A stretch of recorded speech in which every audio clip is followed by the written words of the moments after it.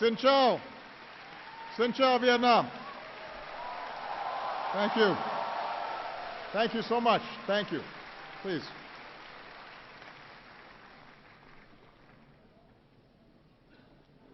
To the government and the people of Vietnam, thank you for this very warm welcome and the hospitality that you've shown me on this visit. And thank all of you for being here today.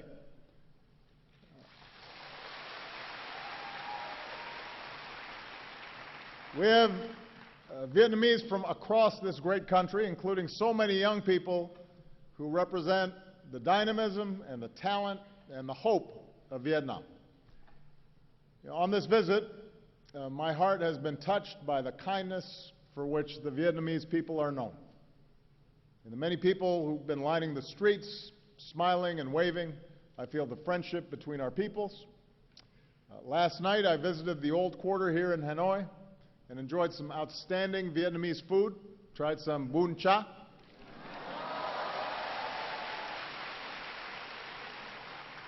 Drank some beer Hanoi. But I have to say, the busy streets of this city, I've never seen so many motorbikes in my life. So I haven't had to try to cross the street so far, but maybe when I come back and visit, you can tell me how. I am not the first American president to come to Vietnam in recent times, but I am the first, like so many of you, who came of age after the war between our countries. When the last U.S. forces left Vietnam, I was just 13 years old. So my first exposure to Vietnam and the Vietnamese people came when I was growing up in Hawaii, with its proud Vietnamese-American community there. At the same time, many people in this country are much younger than me. Like my two daughters, many of you have lived your whole lives knowing only one thing, and that is peace and normalized relations between Vietnam and the United States. So I come here mindful of the past, mindful of our difficult history, but focused on the future, the prosperity, security, and human dignity that we can advance together. I also come here with a deep respect for Vietnam's ancient heritage.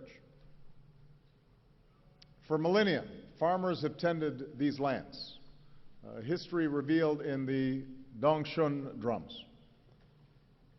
At this bend in the river, Hanoi has endured for more than 1,000 years.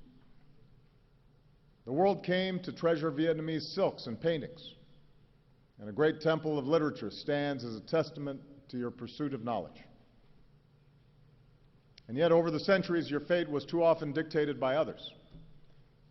Your beloved land was not always your own. But like bamboo, the unbroken spirit of the Vietnamese people was captured by Ly Chong Kiet. The Southern Emperor rules the southern land. Our destiny is writ in heaven's book. So today, we also remember the longer history between Vietnamese and Americans that is too often overlooked. More than 200 years ago, when our founding fathers, Thomas Jefferson, sought rice for his farm, he looked to the rice of Vietnam, which he said had the reputation of being whitest to the eye, best flavored to the taste, and most productive. And soon after, American trade ships arrived in your ports seeking commerce. During the Second World War, Americans came here to support your struggle against occupation. When American pilots were shot down, the Vietnamese people helped rescue them. And on the day that Vietnam declared its independence, crowds took to the streets of this city, and Ho Chi Minh evoked the American Declaration of Independence. He said, "All people are created equal. The Creator has endowed them with inviolable rights. Among these rights are the right to life, the right to liberty, and the right to pursuit of happiness." In another time, the profession of these shared ideals and our common story of throwing off colonialism might have brought us closer together sooner. but instead Cold War rivalries and fears of communism pulled us into conflict.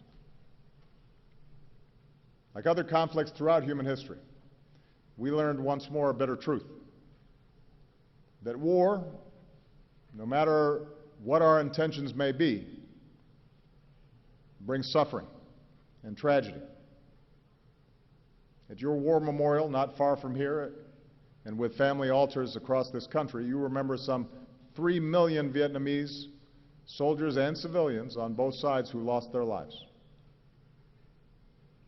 At our memorial wall in Washington, we can touch the names of 58,315 Americans who gave their lives in the conflict. In both our countries, our veterans and families of the fallen still ache for the friends and loved ones that they lost.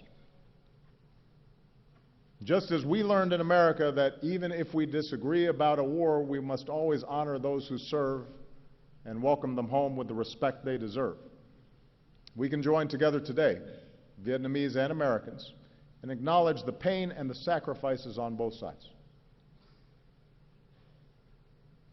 More recently, over the past 2 decades, Vietnam has achieved enormous progress, and today the world can see the strides that you have made. With economic reforms and trade agreements, including with the United States, you have entered the global economy, selling your goods around the world. More foreign investment is coming in, and with one of the fastest growing economies in Asia, Vietnam has moved up to become a middle-income nation. We see Vietnam's progress in the skyscrapers and high-rises of Hanoi and Ho Chi Minh City, new shopping malls and urban centers. We see it in the satellites Vietnam puts into space, and a new generation that is online, launching startups and running new ventures. We see it in the tens of millions of Vietnamese connected on Facebook and Instagram. And you're not just posting selfies, although I hear you do that a lot. And so far, there have been a number of people who have already asked me for selfies. You're also raising your voices for causes that you care about, like saving the old trees of Hanoi.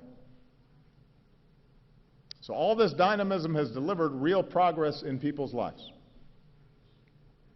Here in Vietnam, you've dramatically reduced extreme poverty, you've boosted family incomes, and lifted millions into a fast-growing middle class. Hunger, disease, child and maternal mortality are all down.